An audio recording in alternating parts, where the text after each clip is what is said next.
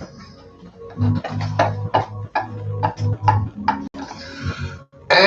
I'm live, coming at you with Ask Dr. Love. If love is the answer, what is your question? As always, I've got some dynamite pearls. I got some bombs for you.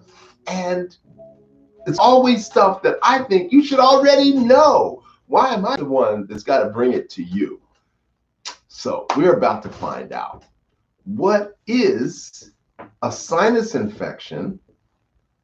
And what does the sinus have to do with the lungs and lung infections?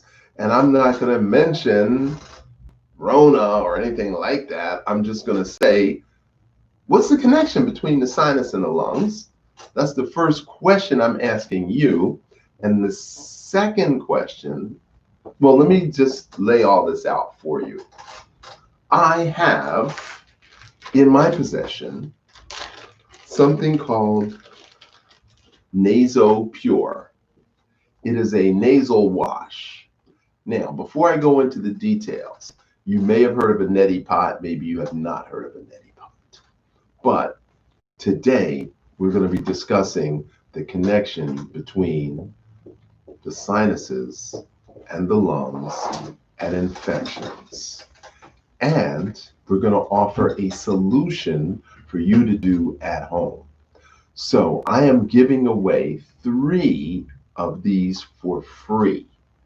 They cost $12.95 on Amazon. And you can get them free from me today. I'm going to ask you 2 questions. Now, the questions require you to email the answer, as opposed to just putting it in the comments, because somebody could give like a bunch of wrong answers and then somebody else could read that and figure out what the right answer is, and it's already too late. So your answers will only be counted if you email. So Eddie, what is the email that they got to send it to? Is it 21daystowellness.com? Just find an email. That's not an email. Okay. If you go to lovechinesemedicine.com, there's a contact sheet. You put in your name and your email. So go to Love Chinese Medicine and put your information in. I think 21 Days to Wellness is better, don't you? You can't send that from there. You can't send it from there. Okay. So you've got to go to lovechinesemedicine.com, put in your information. Have them text you the answer. Because I don't want anybody to read the answer. That's why it's got to be email. You have to email the answer. And the first question is, what is the connection between the sinus and the lungs? The second question is, why do doctors write antibiotic prescriptions for viral infections? I'm going to ask it again because maybe some of you didn't hear me. Why do doctors write prescriptions for antibiotics for viral infections? Do not put the answer in the comment. You have to send it to the email. And the only way to get the email, because I'm giving these away free, is lovechinesemedicine.com. Put in your information, and then there's a comment section when you put it in, and then you can email me from there. Now, nasal sinuses. There's 3 of them. So one is called the maxillary, one is called the ethmoid, and one is called the frontal sinuses. So I'm going to show you a picture.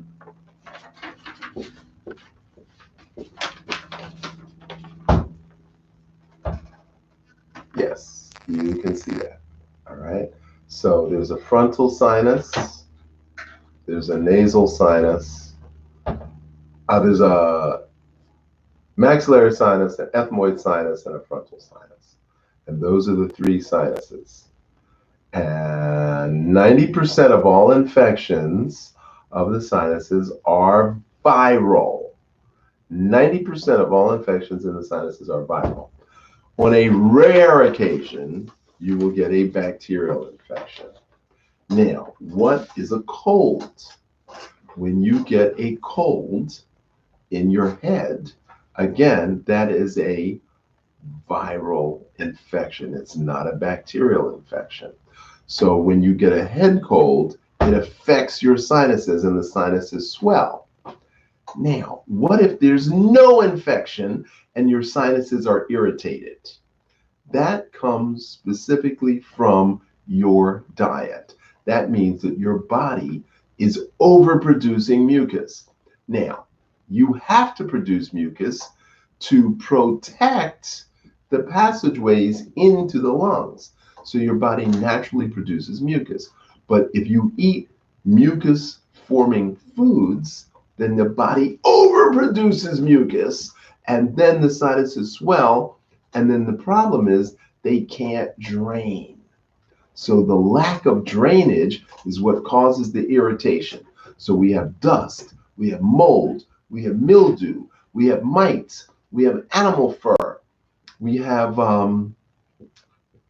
damp weather, we have tree pollen, we have grass. There's so many things that can irritate the lining of the sinuses. So sinusitis is an irritation of the sinuses that can become an infection.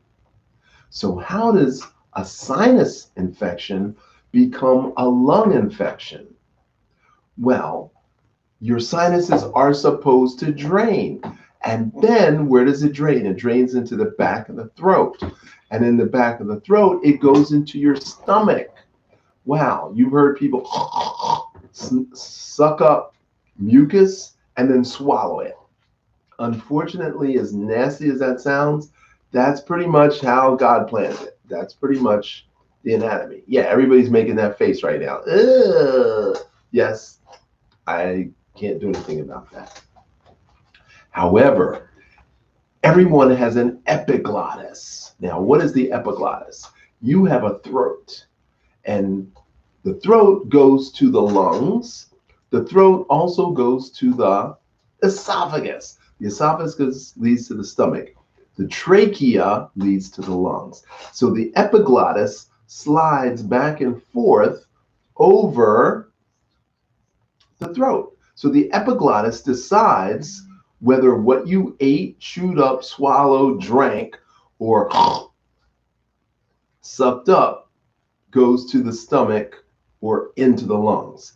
Now, how many times have you been drinking something and somebody tells a joke and you start laughing or you snort and that fluid goes into your lungs and now you've got soda, juice, rum, something in your lungs. And then how do you react? You start, you want to cough that out because your lungs knows that's not air. That's a foreign body in my lungs. How do I get that out?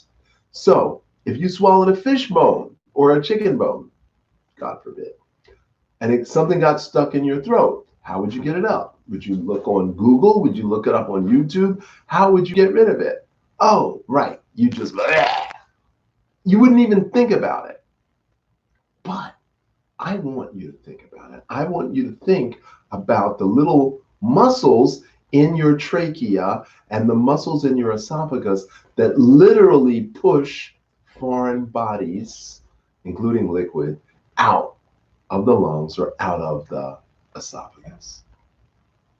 That requires a certain amount of qigong awareness, a certain amount of muscular awareness of how your body actually works.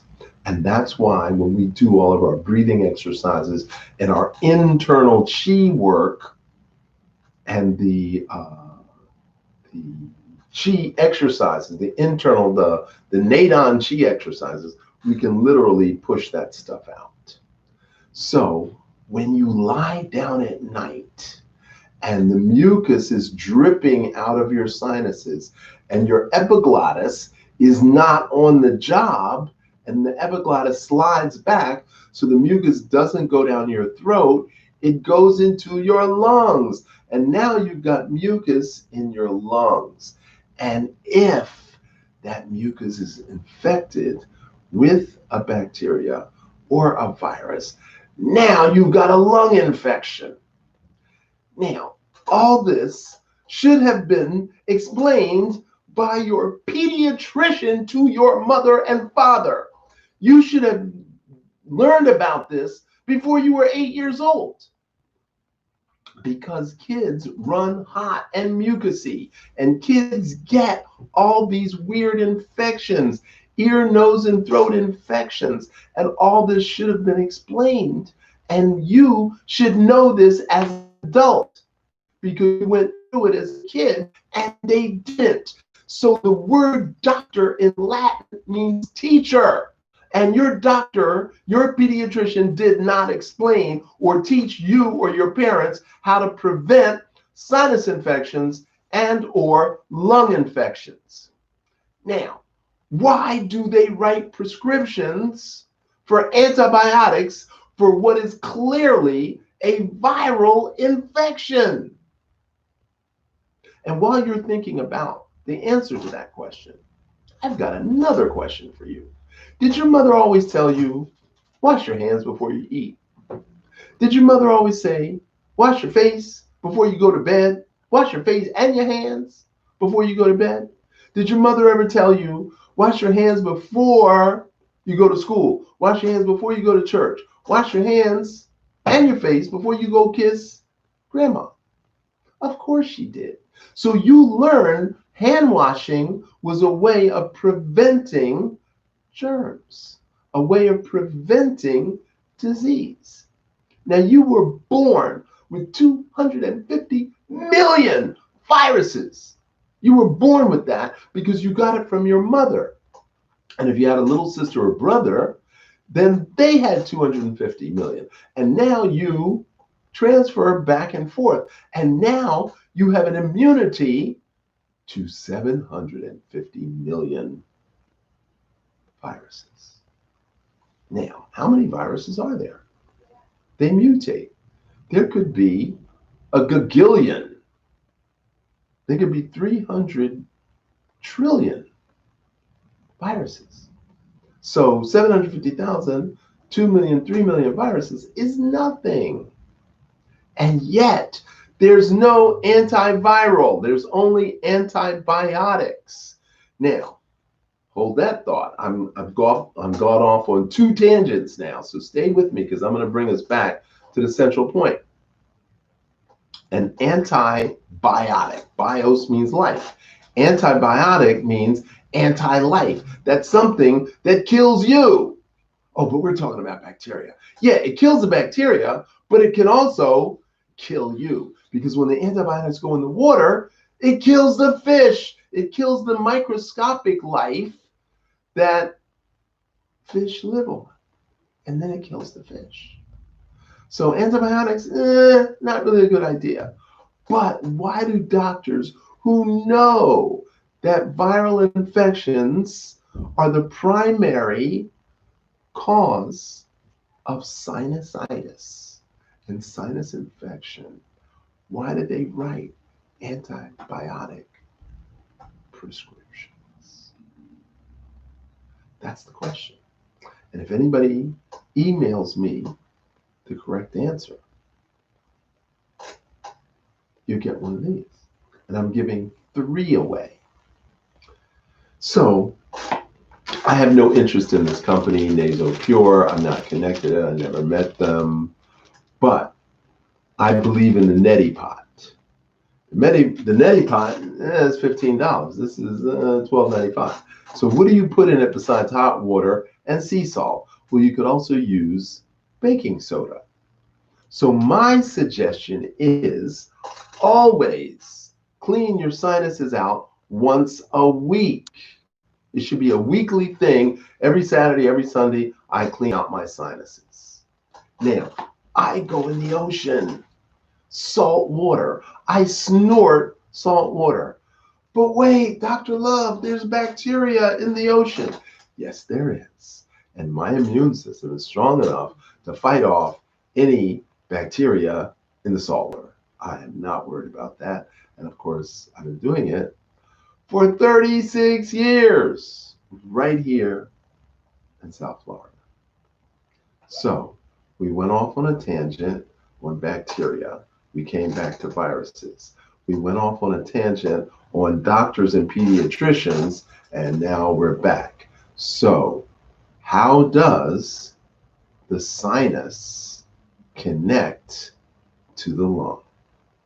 What is that connection? Now,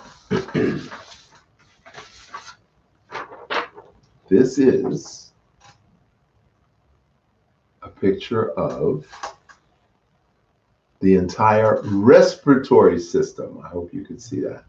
That's a picture of the entire respiratory system.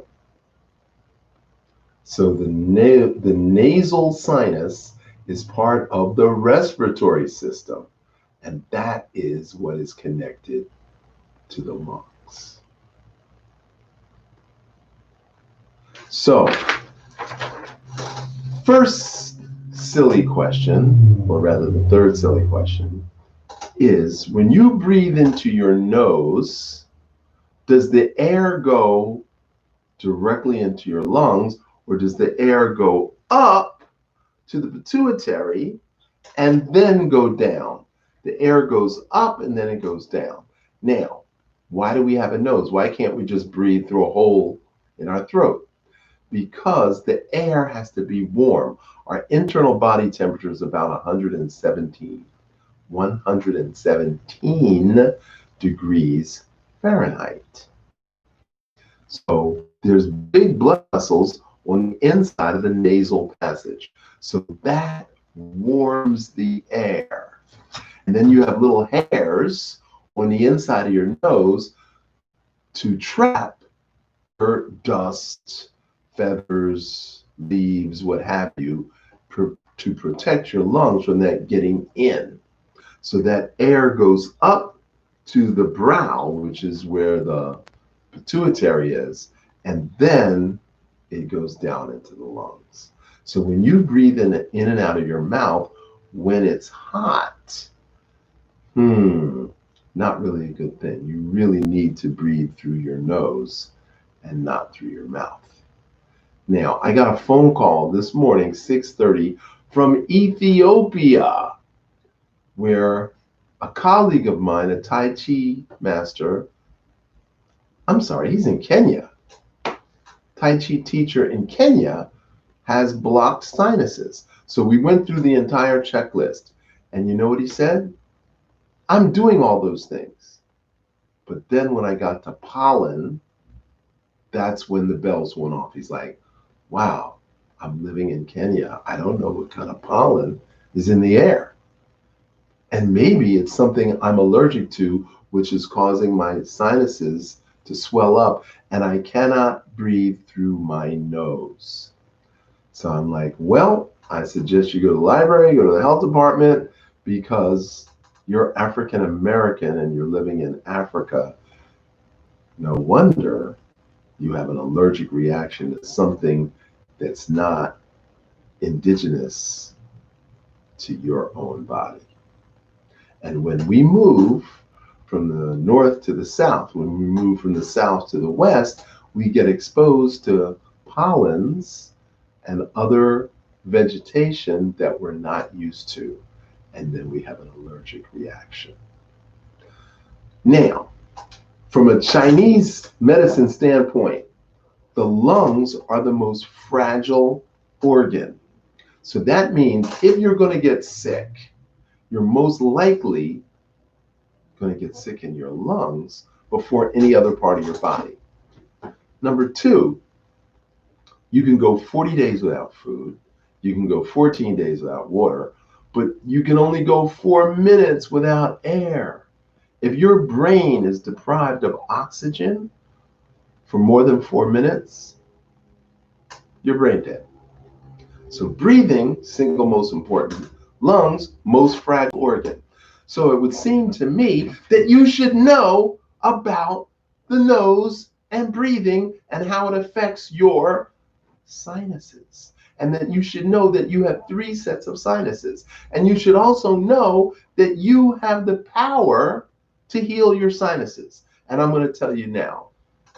So, bottom of the nose, there's a hollow point on the center of your face.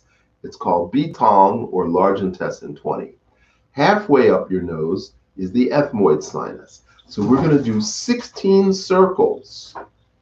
Your nose. 6, 10, 11, 12, 13, 14, 15, 16. You're going to do that every day, twice a day. Now, with the edge of your hand, you're going to go across the bridge of your nose. You're going to do that 16 times. 10, 12, 13, 14, 15, 16. So 16 rubs and then 16 circles. Now, you have a sinus point here, here, and here. So the inside corner of the eyebrow, the center of the eyebrow, and the edge of the eyebrow. And what we're going to do is we're going to pinch. We're going to pinch, and we're going to hold for 10 seconds. Then the upper border of the eye socket and the center of the eyebrow, you're going to pinch it and hold for 10 seconds.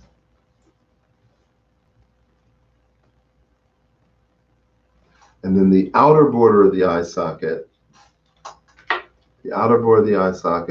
and the edge of the eyebrow, you're going to pinch and hold for 10 seconds.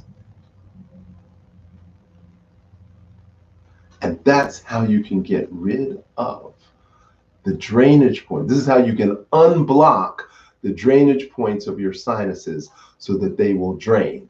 Now, obviously, you have to be hydrated, which means you need to drink a liter of water the first hour that you awaken. Nothing after 5 p.m. because you don't want to be waking up in the middle of the night to pee. So you drink a liter of water the first hour and a half a liter of water every hour for 5 hours. And that's all the water you need. Then the rest can be tea, which I recommend oolong tea from Wuyi Mountain, which of course I have for sale. But any tea will do. I just happen to recommend the best. And you want to drink vegetable juice. 50% celery, 25% carrot, 25% beets. And that's in our 21daysto wellness.com newsletter. And that's the numerals 21. Days is plural, wellness.com. So that's what I can tell you. That is my present to you on how to unblock your sinuses. And if you answered either of those 2 questions correctly, I have 3 gifts. So I can send it to 3 different people. Naso Pure, okay, $12.95 on Amazon. I have no financial interest in this at all. Or you can use a Nettie pot. That's $15. That's even more. And then you still have to buy the sea salt and the bicarbonate of soda.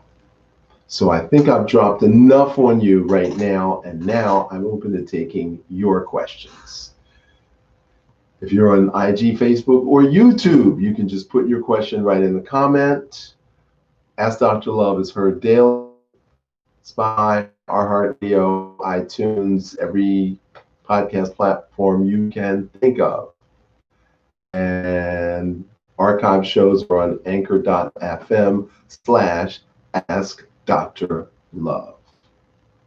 So, do we have any questions? You have a question from Facebook. It says, how can you use a neti pot with deviated septum? You cannot use a neti pot with there's not very much you can use with a deviated septum. So in that case, you're going to need a saline solution with an eyedropper.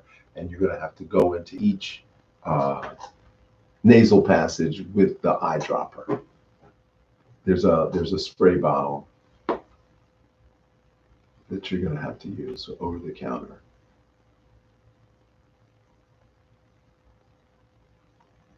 Will this help you with allergies? Absolutely, this will help with the allergic reactions. So maybe we should do a show on allergies, but the short answer is an allergic reaction is a hyperimmune response. In other words, your body over-responds to the allergen as if it's a toxin. The body thinks that you could die from it. So instead of just sending a patrol car to investigate, it sends out the National Guard. That's an allergic reaction.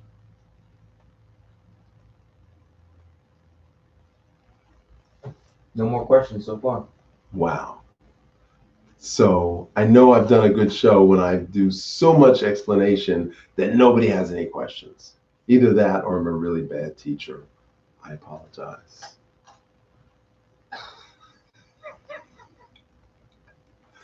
So to sum it up and recap, most 99% of sinus infections are viral. Sometimes there's the bacteria at the same time. Sometimes you have a cold, which is a head cold, at the same time.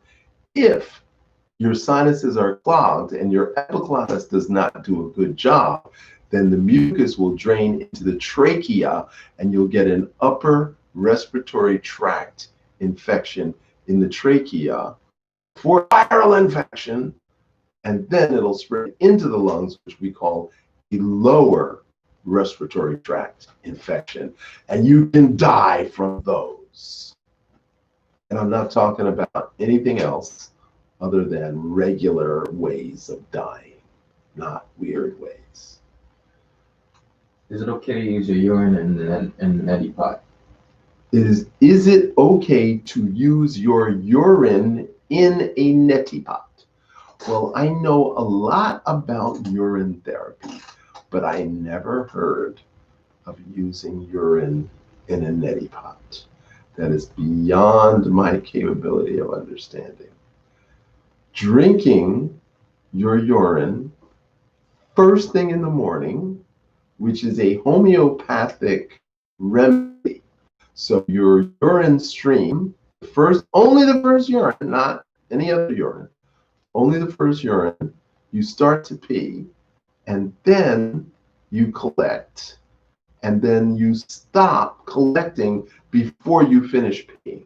So that is the middle third of the first morning pee, and that is what you drink as a homeopathic remedy to something that you've been ingesting that you already know is not good. Putting it in your sinus passages, I don't know enough, and I'm going to have to say no.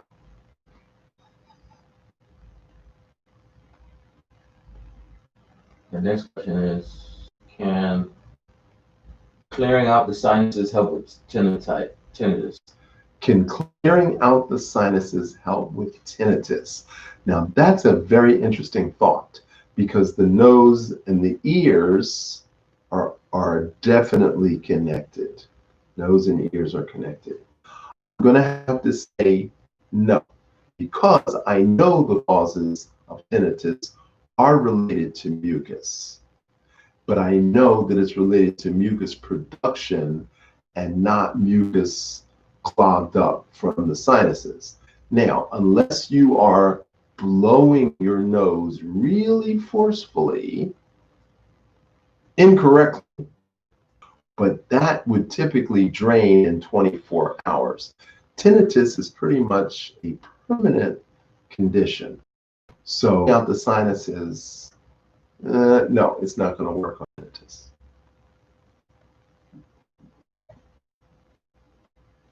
Tips for testicular health. Tips for testicular health. Testicular health. Testicular health. Tips for testicular health. That's a very convoluted question. I'm going to answer it just because you're a funny guy. Around the age of puberty, or when you're in the military, they want you to hold your testicles in your hand and cough to make sure your testicles have descended, because a lot of times one testicle will be stuck up inside the body and won't drop. So besides that, you should actually separate your testicles and rub them around with your thumbs at least once a month. It's called a testicle tug. So you just grab the testicle sac, extend it away from the body, separate the testicles, and then massage each testicle separately. This is not a sexual thing. There's no excitation response from that. It's just testicular health. And if you do that once a month, your testicles will be just fine.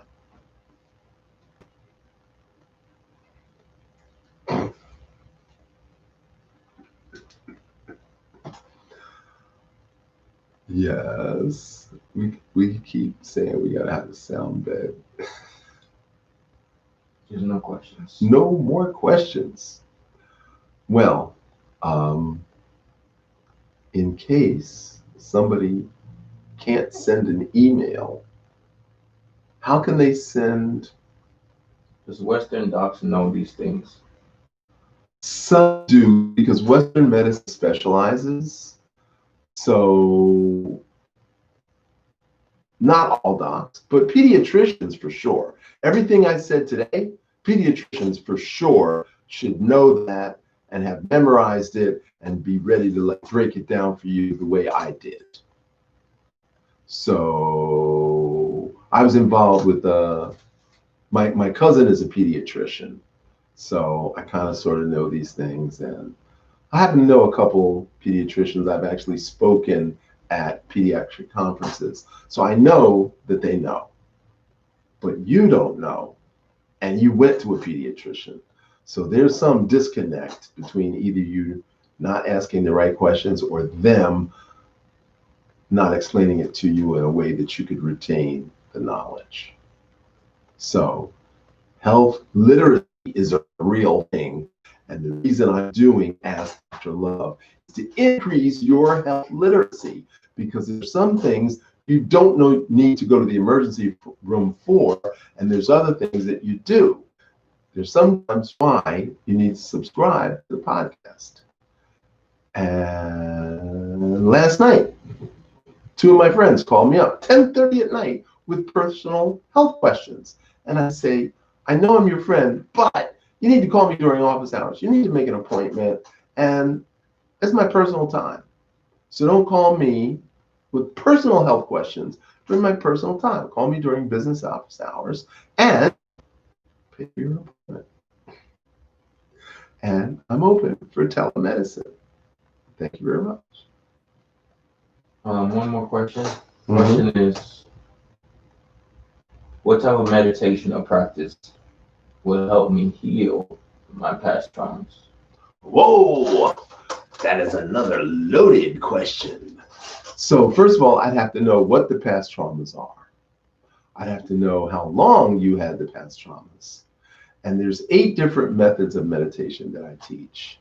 And I probably already know what I would say, but in order for me to be specific and clear and not fringe around the edges, you need to call me, and then I can explain which one of the 8 is going to be specific to your past traumas. Because we all have traumas and we all react to them differently. Because the amygdala is the storage of the emotional truth in there. So yes, contact me and I'll tell you exactly what to do. One last question. What can calm the volume of tinnitus down as it seems to get louder at night? Okay, so tinnitus, for those of you who don't know, is ringing, buzzing, or clicking in the ears. There's 3 main causes of tinnitus. One is electromagnetic radiation poisoning. So if you're an airline pilot, or you work in a recording studio, or you work in you're going to get tinnitus. If you're overproducing mucus and you're over 65, you can have mucus in your head that doesn't drain, and the fluid in the ear literally dries out. And the third, you're a DJ, you worked in music business, loud, no, know your age, your condition, when it started, how long you had it, in order for me to tell you exactly what to do. So, Mr. Holistic Motivator, have we run out of questions for today's topic?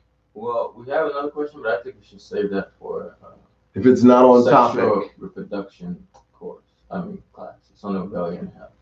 Okay, so it's not on this topic. Save it. We'll be happy to answer your questions for later. So if by some reason you cannot get through, you can't send an email for whatever reason, text Ask Dr.Love to 81010 and text in your question.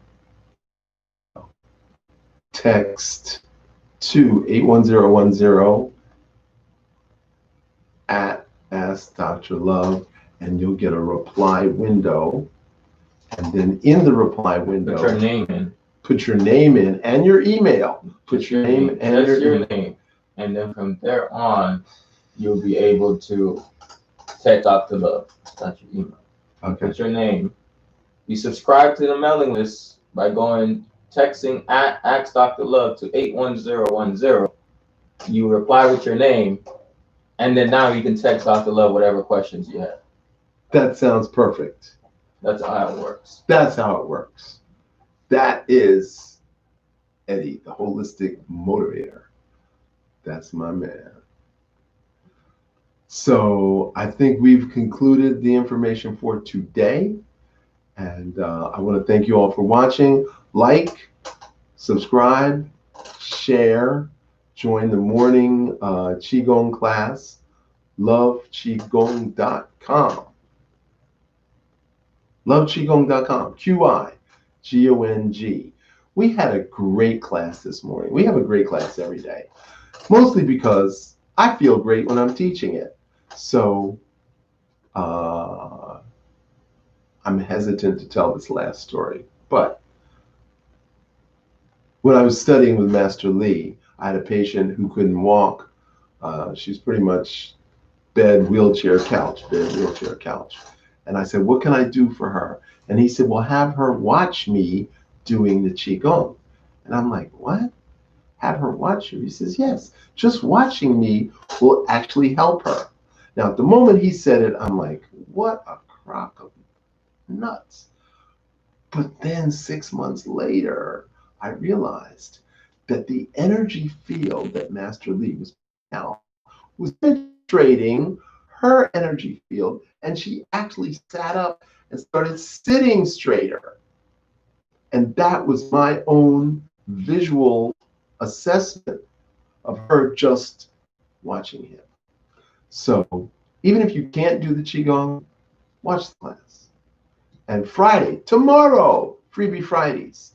Now, if anybody is in a breast cancer support group or know anybody in a breast cancer support group, make sure they tune in tomorrow. If anybody has a lung issue, make sure they tune in tomorrow. If anybody has an anger management or who's a worry wart or somebody who's filled with fear and anxiety, oh, great. That's like everybody on the planet.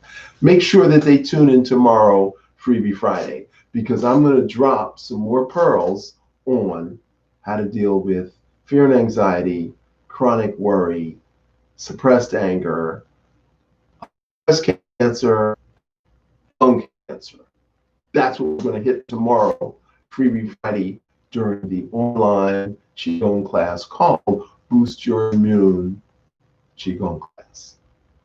So subscribe, like, share. Thank you. Remember, your health is in your hands.